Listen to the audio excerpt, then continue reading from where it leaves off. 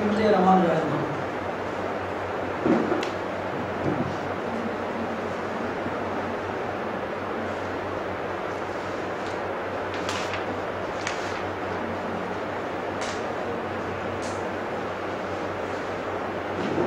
In this auspicious as well as the exultant occasion,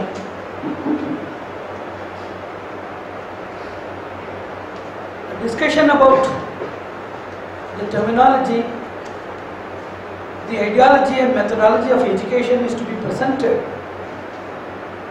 in a possible, probable and practicable way to the students who are there in a position to take these ideals into implementation towards the society, serving as one among the batches of the ambassadors of productive and scientific technical heritage. It is not mere cultural heritage or time passing recreative heritage. It is a productive, scientific and technical heritage. You know that everything you know about education, and there were a lot of definitions about education. But to just simply put in brevity as well as with depth, the human body, while in the time of advancement of civilizations, they got into the process of cooking, that is for food for maintenance, and shelter, and dressing. It is very commonly known. These things are external. It is for physical survival. The nourishment given for the body, food, the nourishment is given by the body. The food is giving nourishment to the body. Second thing, the clothing is that it is a symbol of dignity, as well as you know that it is a protector of the human body from the circumstantial forces and their impacts, as well as it acts as a mark of civilization, clothing. So dignity, a mark of civilization, and as a protective wrapper. And shelter is there for your establishment with security, richness and compactness, coziness. And these things are all external. The same thing given to your internal self is known as education.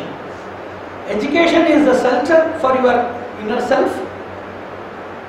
It is the attire for your inner self. And any person without fruitful education is said to be in idiocy, which is nothing but internal nudity. So, whatever we are nourishing with the body by means of nutrients, are wrapping the body with cloths and possessing the body to be positioned inside a shelter, the same thing is applied for the inner self. So, knowledge or the systematic influence of knowledge through an institutional approach known as education. It is nothing but the dressing of the inner self, shelter for the inner self, and nourishment for the inner self. Whatever we have for the body, the same thing if it is applied to the subtler body or the subtler consciousness, the same thing is known as education. So this education, it consists of 4 requirements. There are 4 requisites we used to say. It springs with zeal. Zeal is the primary requirement, and in spite of the capacity of the person to be even immeasurable, if the person is not having any proper zeal, enthusiastic and curious, inquisitive approach towards the faculty or the total system of education itself, it is very difficult to extract any sense of productivity from the person. So zeal is the primary requisite, and second thing is the power of retention. There is a memory. Memory is an ornament of education. Zeal is the spirit of education, memory is the ornament of education, and skill is the impact of education, and opportunity is the booster of education. So if a person is not having the spirit of zeal, he cannot enter into education. Even having entered with the zeal, the person has no power of retention, memory. That ornament if it is not there, then education is nothing but water drawn from a well where there is no water, through a bucket which has no bottom, through a rope which is not tied to a pulley. So memory is the power of retention, which is very much ornamental and required. And even if both of the things are there, a person's memory to present himself is in an interview or to present something as a transient exercise inside an examination hall, or the type of memory which we use for discussing unwanted things like silly songs and cricket commentaries and scores. These type of memories, they have nothing to do with practical skills. These things are recreative, no doubt a part of life. They are known as part of life. They are not discerning factors of life. They are not the determinants of the course of life and the expectation from the society and the elders in the society. So the third thing is skill. So even though you have the zeal by which you have acquired and acquainted memory, by which you have fructified your mission with a dexterous application, the acumen translated into dexterity in the point of applications, all the things are there. If there is no opportunity in the society, the person will go one. Totally not useful for the society, number one. Number two, getting into adverse results, mentally depressed, getting into unwanted things like suicidal attempts, number one. Number two, a person's draining of the person's courage, confidence, and everything makes the person to become either aggressive with the society and depressive with the society. Most of the stories of the persons with aggressive nature like terrorists, their stories are heard that few of the people, not all of them, there may be religious chauvinism, there may be communalism and various other things. Few of the people of a considerable proportion, they have evidenced that they have been betrayed by the society. They have not been given proper opportunities. They have not been recognized by the society. So first type of people, they go totally depressive and useless. Second type of people go aggressive and they are harmful to the society. Third type of people go useful but not to our country, to some other countries where they are recognized and glorified. So this thing is the wonderful alchemical contribution of the opportunity in which India is now trying to lead, and it is not sufficient now. Anybody glorifying India must understand not only what we get. For example, somebody is saying that I have got 2 lakh rupees. Somebody is telling to the mother, I have got 2 lakh rupees. Then if he adds by selling the kidney, then she will be sad. She will not be happy. So we must account all the things. Yesterday I told about the success study and failure analysis or investigation. Likewise, a lot of people are shining in various areas. Side by side, bidimensional or consummate study of the composite atmosphere of a nation is to be studied for development. If you study the real atmosphere of India, there are a lot of opportunities to shed tears out of your eudaimonia, but there are also reasons to lament and weep. Simultaneously, you have to study both. In India, opportunities are very limited when compared to that of China, which is a competitor by nature, also by the population, also by the organized integrity of the society, and Japan that has learned from the turmoil, and Western countries, they are rooted with materialism itself. So, lot of these countries with dynamism, energetism, patriotism, and cultivated and composite integrity, they have taught us lot of things, and which still you are there, showing the dignity of your prosperity in one side. We are not accounting about these things. Whenever a person is composing some sort of competitive study, he must always do with, that's what we used to say in Shastras, whenever you want to compare your greatness, you compare with great people. And for a contented mind, you compare yourself with people lower than you. These people compare always in richness and other material prosperity with Tata, Birla and Ambani. And for knowledge and other things, they are thinking that they are better than the worst people.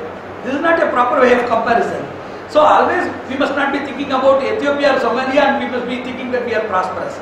Depending upon the modern traditional statistics as well as the accountability given by the responsibility of the education and opportunity providing institutions, only 12% of the youth potential in academic and professional status is now channelized, pulled out, culled out and properly nurtured in Indian continent. All the other people are in abroad, working for somebody else. So, if you are claiming that there is a prosperity in a nation, and if you also come to know shockingly, surprisingly, with a suspense, that only 12% of the people are benefiting the nation, what will be the real benefit if the total integral community of the youth is put into proper resources? So that is where we have to study.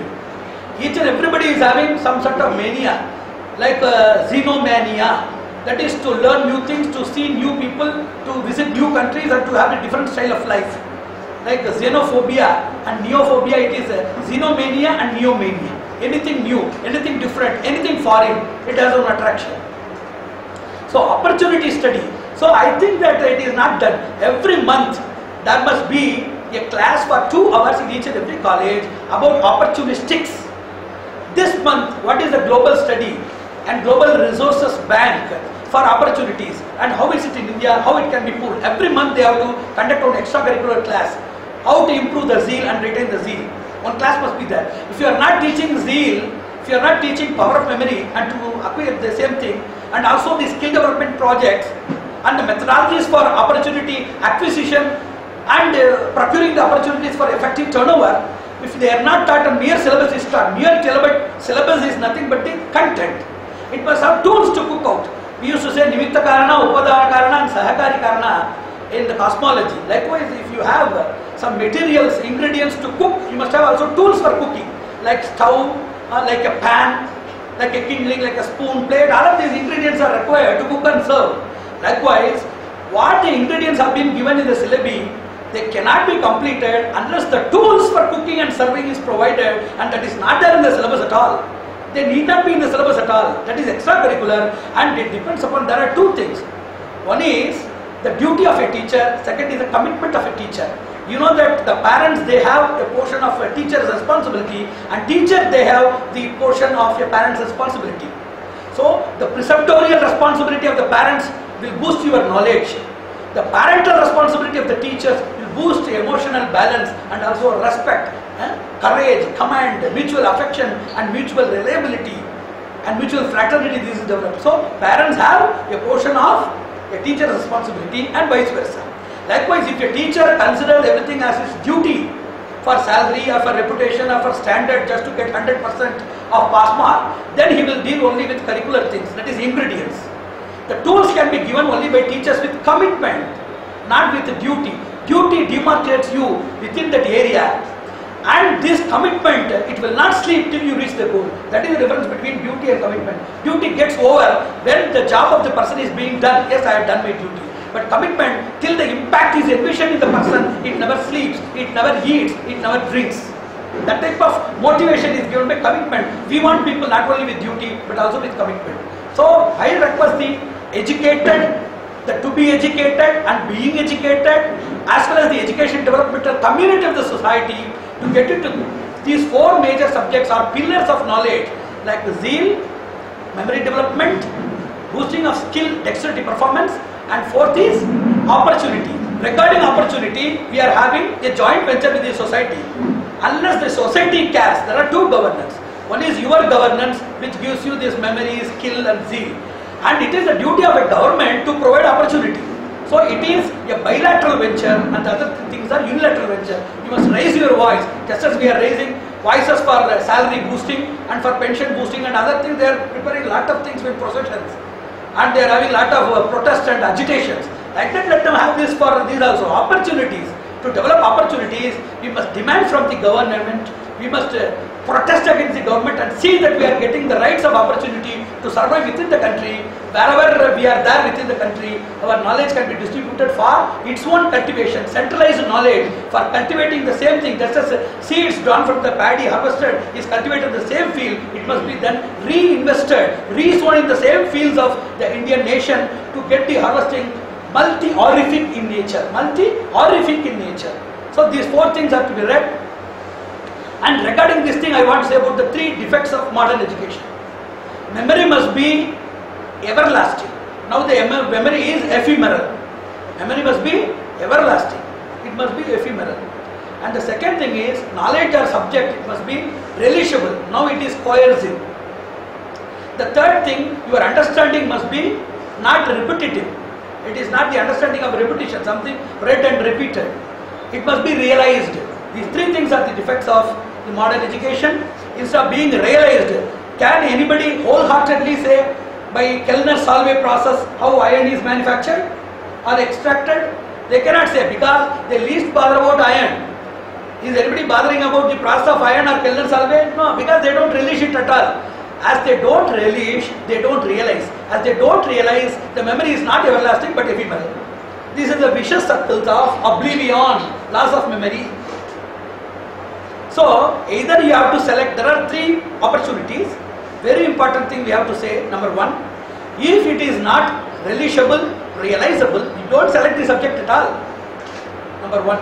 Number two, if it is a compulsory subject, you just see to that the subject is eradicated and some sort of selective syllabus orientation is started from the cognitive level of the person itself. When the person realizes that something is unwanted, is not suitable to his aptitude and attitude, something is not having the configurative similarity, proximity and resplendent similarity for adoption, immediately you make a syllabus instead of having the differentiation in the 10th and higher secondary standards, make it from the 5th standard itself. Whenever you realize at the age of any limitation, whenever you realize the bitterness or inadequacy of your position to develop something, or you don't have a likingness at all, that the selectivity must be started, not from the 10th standard level. For example, I say something, 10th standard is unavoidable. Mathematics subject of 10th standard, that is unavoidable. A person losing mathematics, he just joins into the pure science group of biology, chemistry and physics.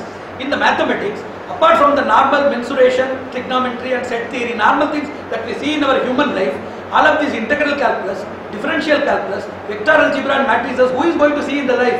Unless they are going for some research or astromathematical research, these applications are not there available in life.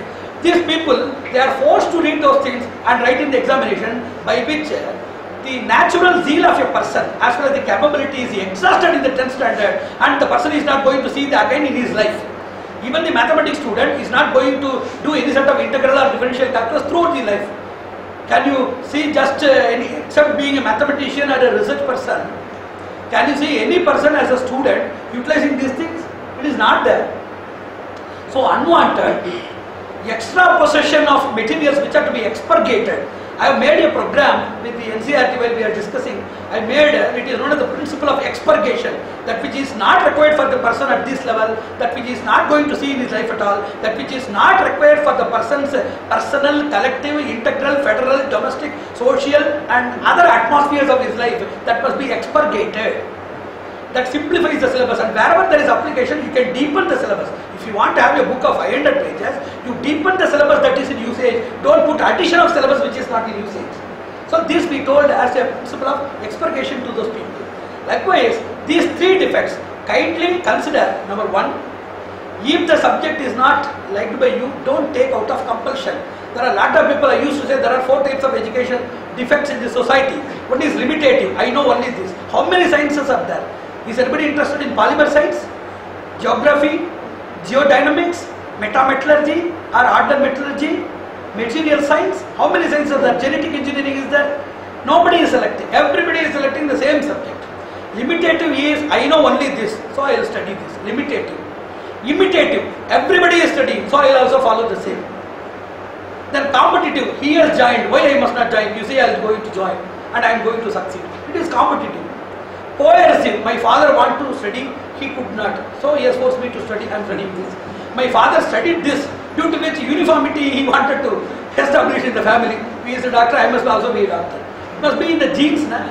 If it is not there, even the varying genes, where it can be the genes inside. So these type of coercive systems, compelling something to be done, that is coercive. I know only this, so I will do this. Limitative, I will be following the trend or market or fashion, that is imitative. Competitive, somebody, your friend may be there, your cousin brother may be there. Competitive, I will also study and become doctor. Hey, what is it? Is it nonsense or not? So this is the defect of the modern system of education. Whenever a person is coming for 10th standard, 1 week workshop for career design and survival technology must be there. We are planning with Gosawiji for establishing an academy of excellence. Somebody invited me to an academy of excellence. I told that it is an academy of excellence and I want to make academy for excellence. It is entirely different. What is academy of excellence and for excellence? I have told in 2 or 3 lectures. Academy of excellence is you are taking persons who are already brilliant. What is brilliant and what is a person being excellent? A person's capability to retain and to recognize knowledge is brilliance. The same thing if it is put in practice, that is known as excellence. So brilliance in imbibition and excellence is in performance. The same thing is there. So if it is a mango unripened, it becomes mango fruit. And what is your metamorphosis inside? Already it is going to happen. And what you have induced newly? Nothing. So already people selected with brilliance, with 98 marks or more. Already the parents, their peons, their pets, everybody they are interviewed. Not only the students, everybody is interviewed. And those people are included and you are telling that it is our academy and awarding of excellence. I say excellence is a birthright like Swaraj for each and every people, tribal, urban, semi-urban, idiotic, intellectual, all peoples are inborn with innate excellence. To bring out excellence from any person is academy for excellence. To bring out excellence from people already having excellence, latent inside is academy of excellence. We want to establish academy for excellence. So these type of subjects like survival technology and career designing, we are going to bring 20 subjects, very newly designed as per our traditional system of Vedic knowledge, which we are going to include now in the institutions available to us, which we are going to take to the universal wisdom zone. Then apart from these three defects, there are three attributes of wisdom or knowledge. Knowledge is of two types, institutional and intuitional. Intuitional knowledge is dependent on internal sources and institutional knowledge is dependent on external sources.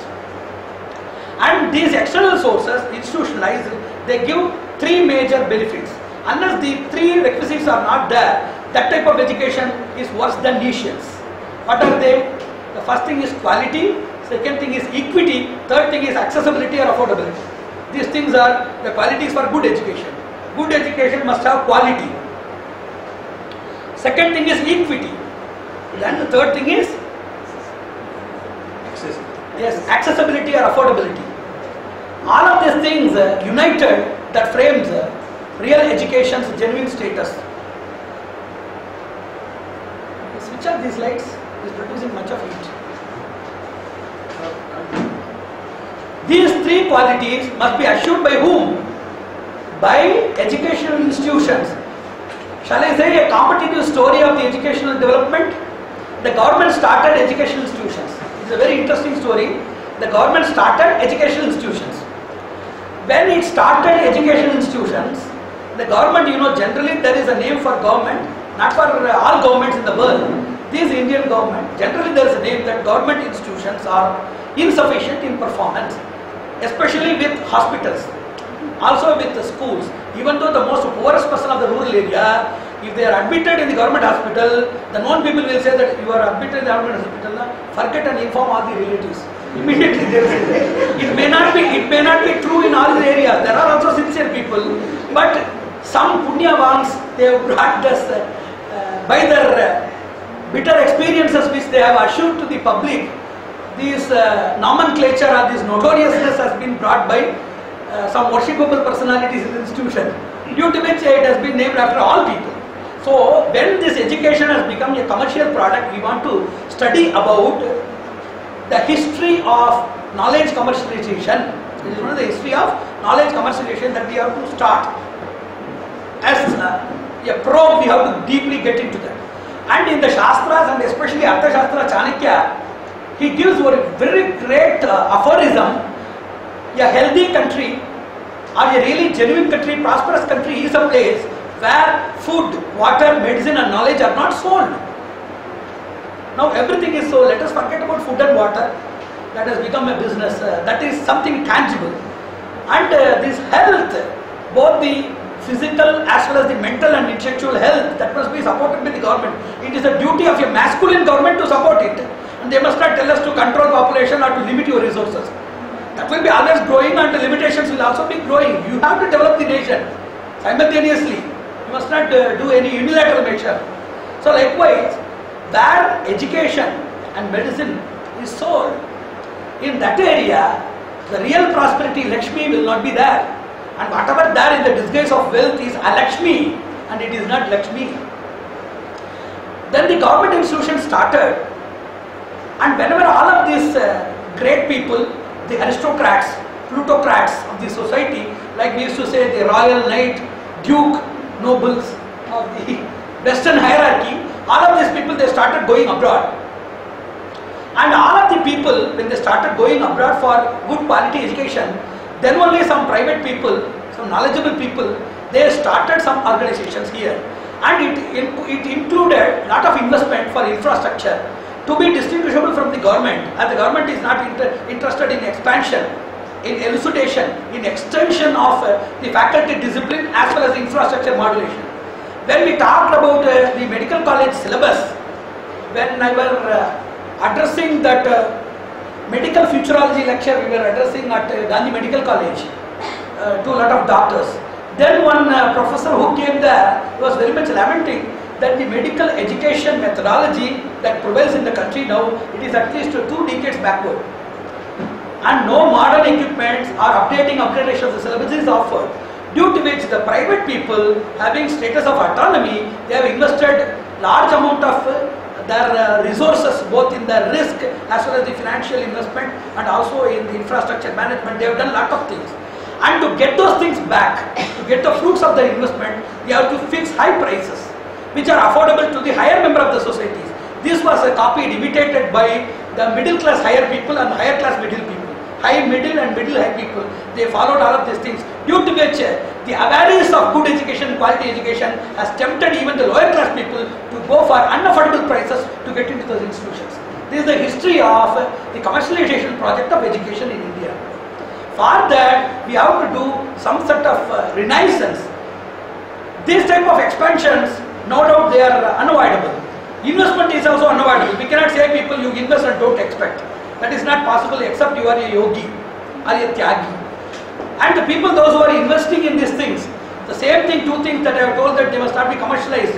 They are the best commercialized industries of the world, medicine and education. So we cannot just withdraw these things, and we cannot create a renaissance or dawn by asking the people to shut the doors of reception of donations or fees. In place of which we can create knowledge boosting for students by private trainings, as well as scholarship benefits and stipend benefits for the people. Work while you learn and learn while you work. All of these various methodologies, 10 methodologies we have decided and designed for making the person to give a reasonable affordability to get into institutions of quality. So these major things are to be discussed in a separate era, with a separate atmosphere and auditorium, audience and the people and dais. Certainly we are going to do, and this is an introductory lecture. The next thing is, when knowledge is institutionalized, no doubt it comes into various limbs. Just as we have Shadanga, 6 limbs for the Vedas, we have 6 limbs for institution. What you are going to study, that is subject. Where you are going to study, school and classroom. How much you are going to study, syllabus. Who is going to teach you, the teacher. And how you are going to be certified by examinations. These 6 things are known as Shadangas. So where, by whom, on what, and how, and by which process you will be educated and certified, assured with your quality. It is for self-assessment, and the assessment stature being promulgated to the people outside for professional upgradation or academic upgradation. Yes, he has passed that, he can go for higher education. Yes, he can go for profession. It is for others. These 6 limbs are there, and each and everything we are having a different subject. For example, classroom ambience is a separate subject. At least it will not be less than 2000 pages. Where to have these ambience and how to have them. It is Naisargika Vatavarana, Anaisargika, Yuktika, Ayuktika, Bauddhika, Vilakshana, Samlakshana, Vichakshana, Dirgha. There are a lot of other things discussed in the Shastras. That is a spiritual ambience, that is a natural ambience, that is an artistic ambience, that is a bibliographic ambience, that is a rich and constructive ambience, architecture based ambience, ambience based on aesthetic taste. So a lot of these ambience are given for people on the basis of the subject. For example, I used to say the chemistry classroom must not be as the classroom of physics, and it must not be like that of biology, it must not be for linguistics. It is not possible for people to construct different classrooms. Already the constructed classrooms and their maintenance is very much expensive. Constructing classrooms for subjects that will take at least 10 times the construction. But this is what the Shastras say, that the ambience, starting with the color, wallpaper, ceiling, floor level, wardrobe, everything has been designed as per the Shastras. It is known as Vidyavastu, the type of architecture that facilitates easy learning and instruction imbibition, that has been told in our Shastras. Let us see it later. Then there are 3 levels: primary, secondary and tertiary levels of education. This higher education which we are dealing now is the tertiary stage of education. The primary stage of education is based on observation. The second stage of education is not only in observation added with apprehension and comprehension. Then the third stage, comprehension with innovative approach, realization and application, is in higher learning. If they are still in observation and repetition and rendering the same thing which they have been doing in the classes, then that is not higher learning. So the higher learning, that introduces 2 things. One, expansion in the syllabus and expansion in your container. If both the expansions are not there, it is not the higher learning. Higher learning does not only denote the higher status of the syllabus, but also the higher status of the learner. Yesterday some person was saying that the books are now voluminous in shape and size and structure, and I could not study. I told that you studied 10 volumes in your higher standard, that is higher secondary level. Now coming to college, you must be knowing that either the stuff will be more or the pages will be more. 10 pages of history or 10 pages of English non-detail cannot be just quantitatively compared with 10 pages of biology.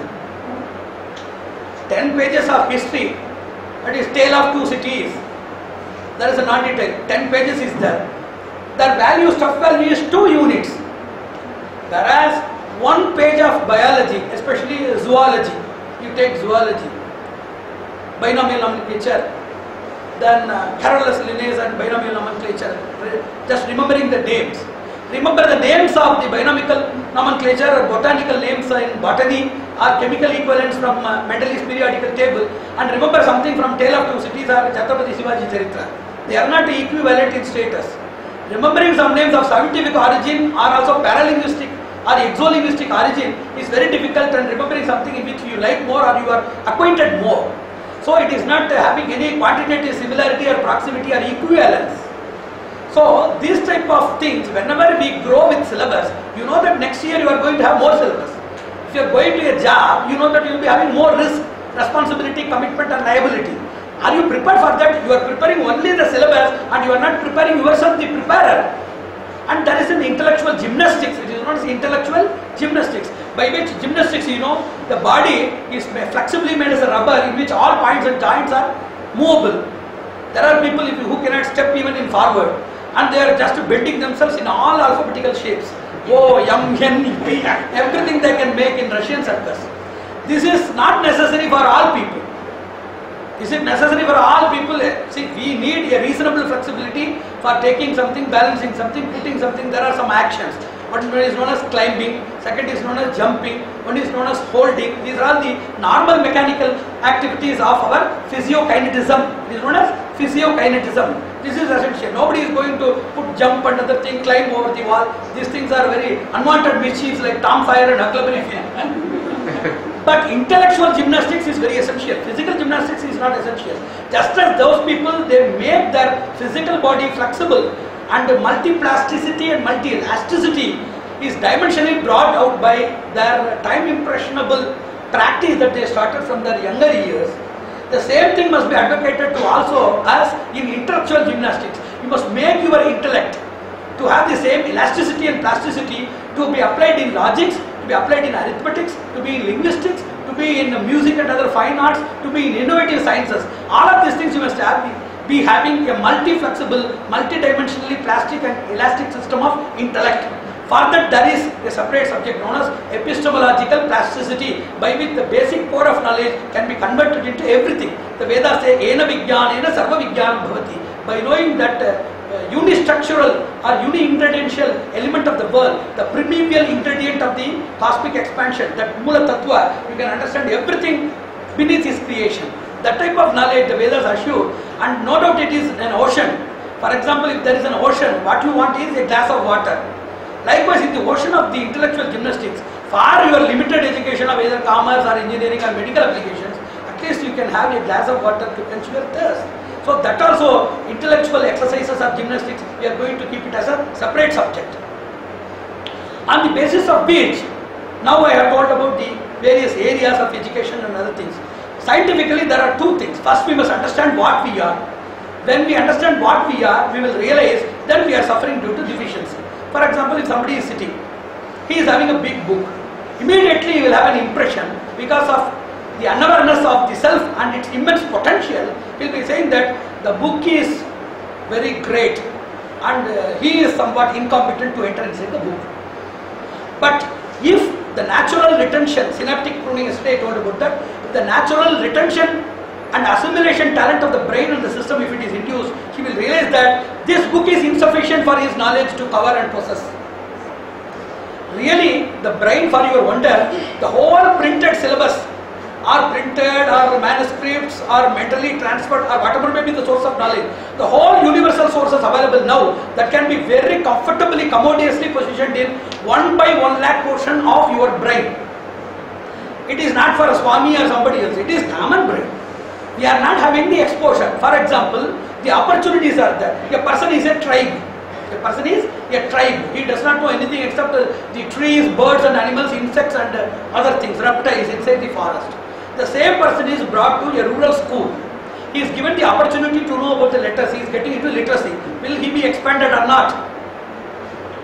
The same person is taken, that is initial expansion. Same person will be taken by an urban master. He is producing good books, story books, then books with pictures and other things. Will he be more expanded or not? He will be taken by some person like Gosavi or Panse, then computer and other systems are projected before him, and he is to be dealt with the advanced systems of learning by the simplified methodologies. The person's knowledge will be more expanded. He is reaching a spiritual person by seeing or putting the holy legs on his head.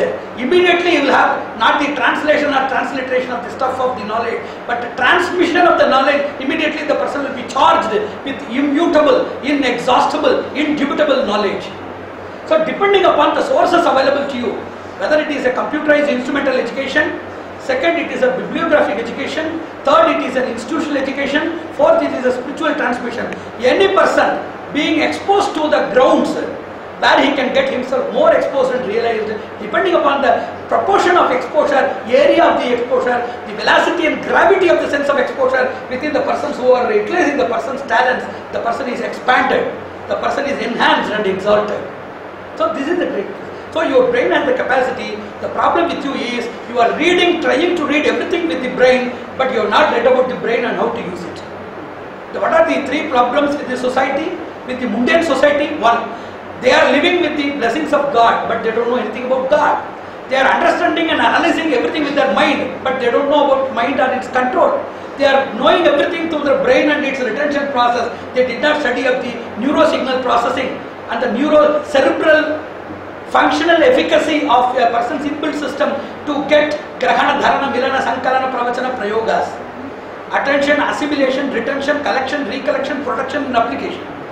So read about your brain. What is there? You are reading about lot of unwanted things. At least for 100 pages, you did not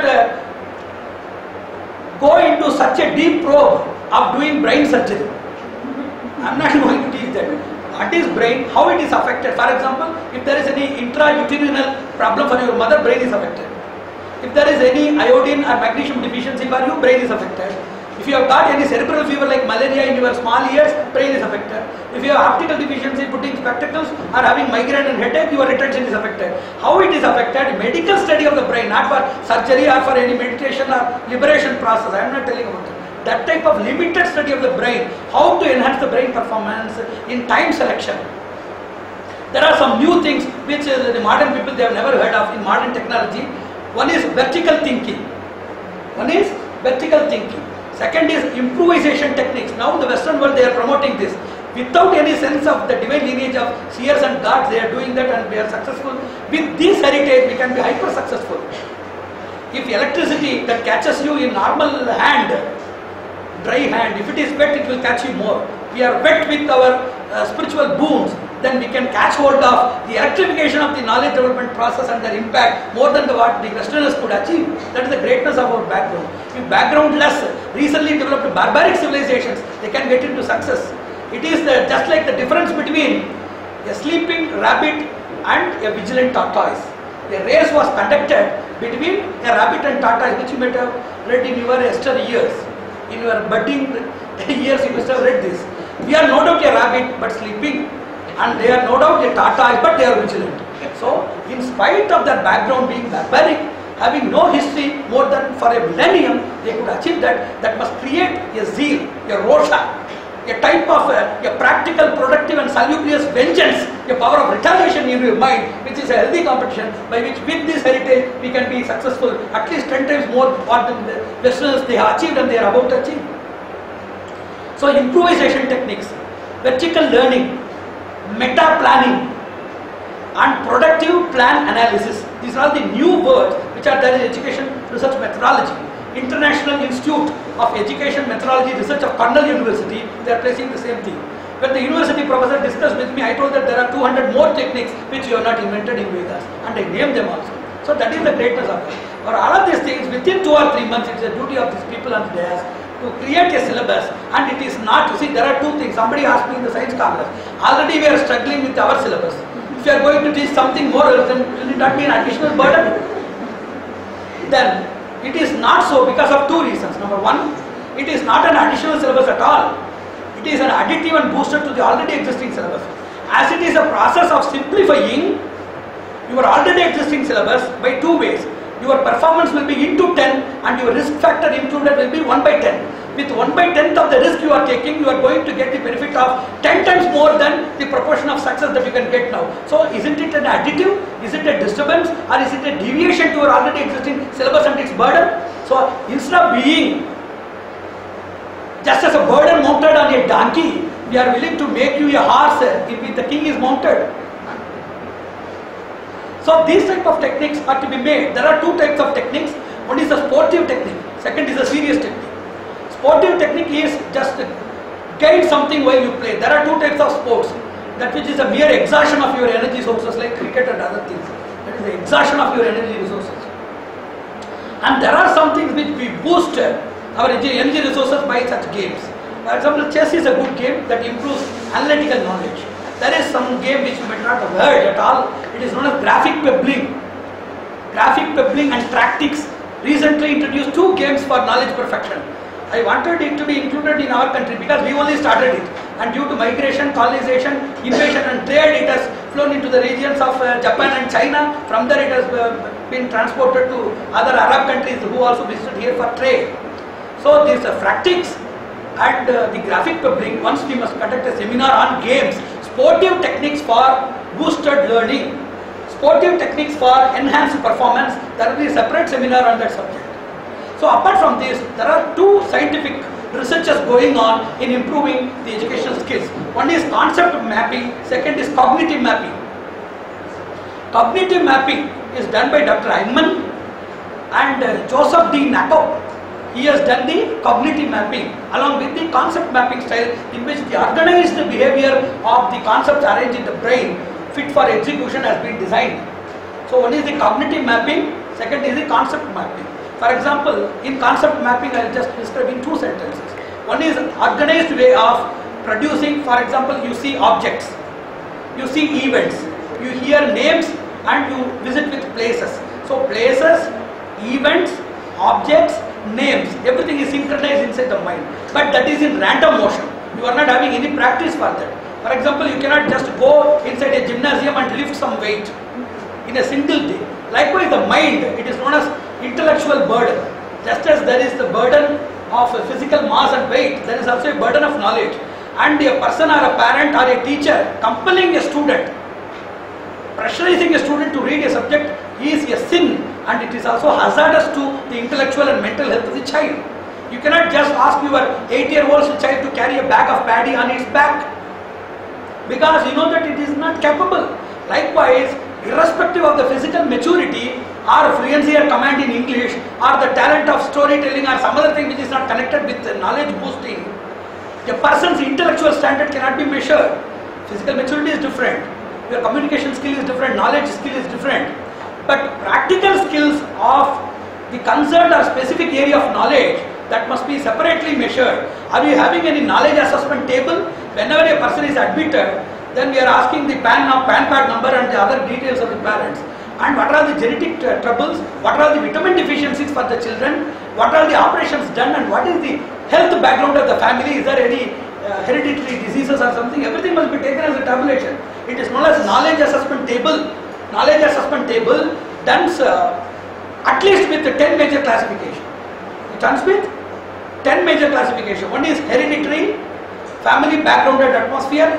Third thing is nutrition status or the physical salubrity status with deficiency, allergy and other things.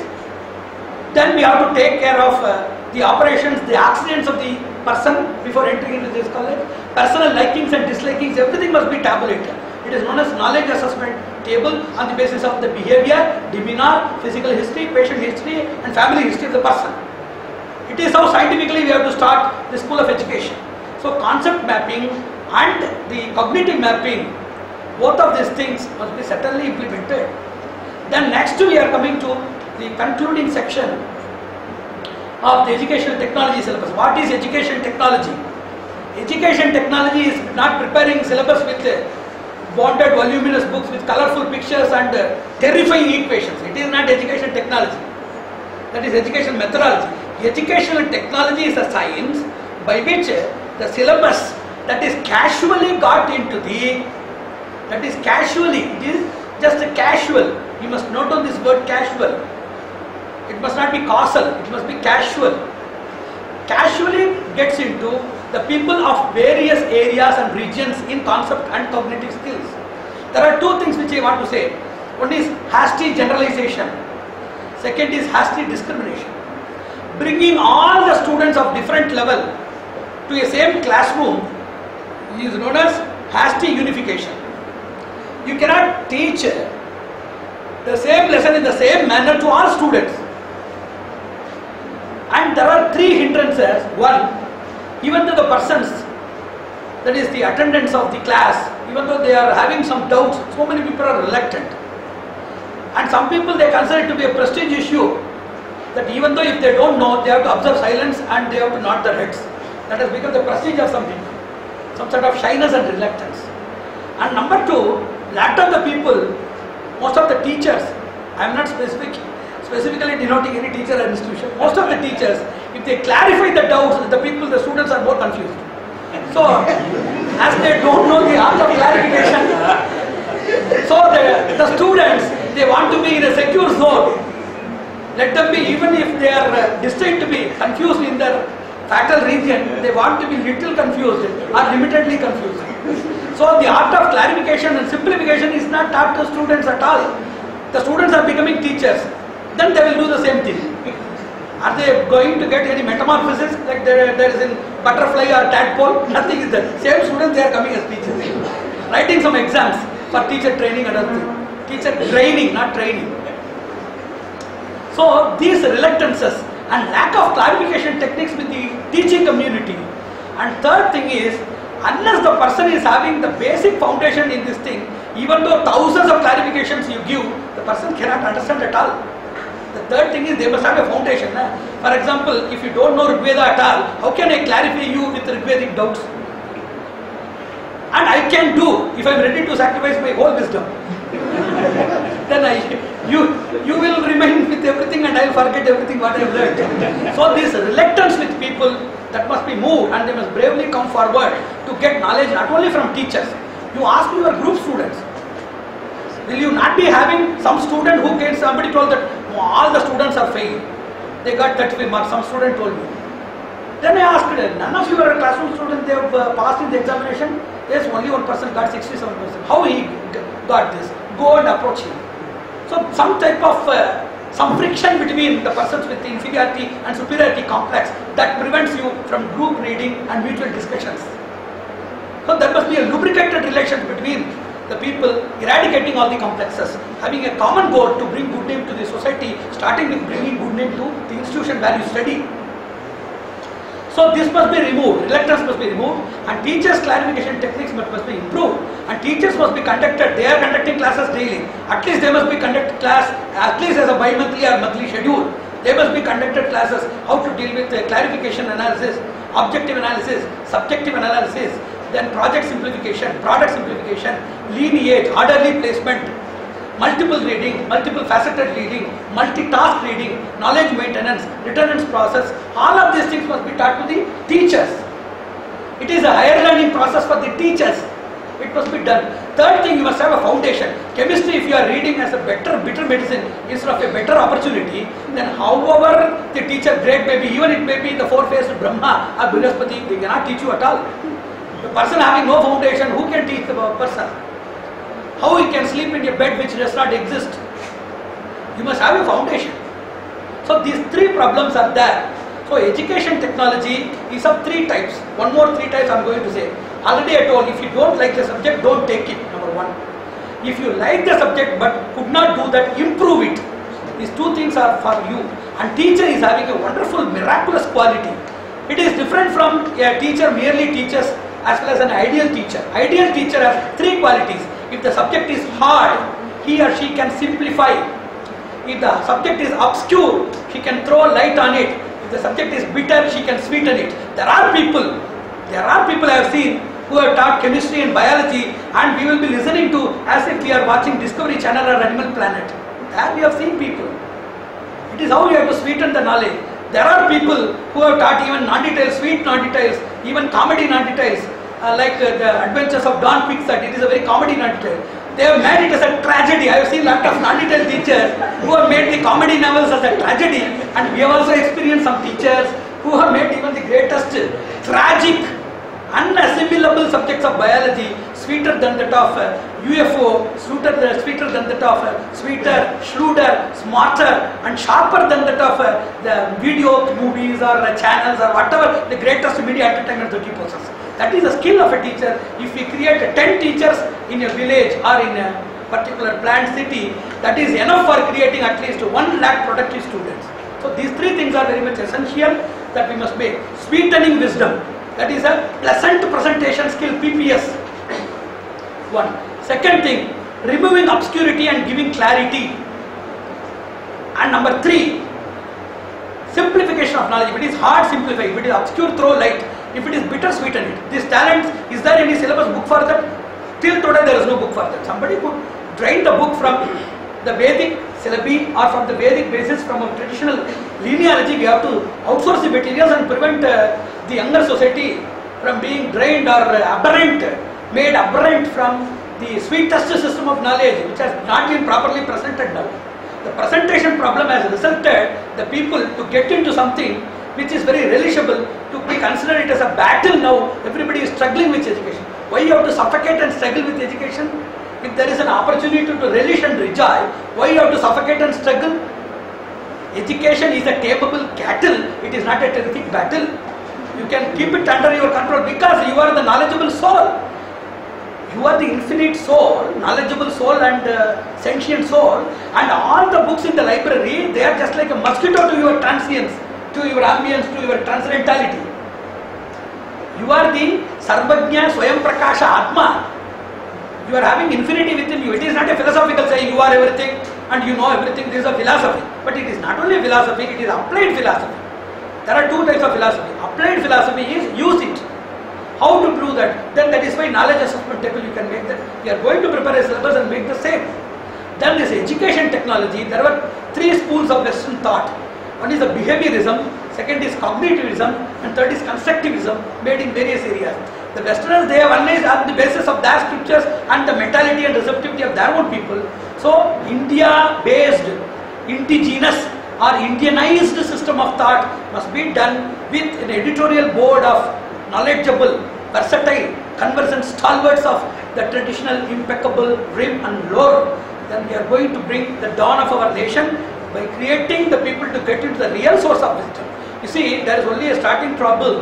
In mathematics, if you start with maths in a particular arithmetic progression, if one step is wrong, the whole steps are getting into wrong, the result will be wrong. If the primary step is right, it will lead you to the wholesome righteousness and precision, perfection. So, the base problem or the rudimentary problem in career selection as well as knowledge molding in the elementary and higher level of learning, that has resulted in the turmoil of the people's academic excellence, social commitment, national patriotism, as well as global productivity. All of these things are lost, drained or misused because of lack of proper foundation. And it is the duty of all the responsible members of the society to organize this wisdom, present it as a syllabus as well as a workshop to make everybody included into the immaculate realm of wisdom, bringing glory to your parents, to the institution, to the nation, to the society, also bringing glory to the God who has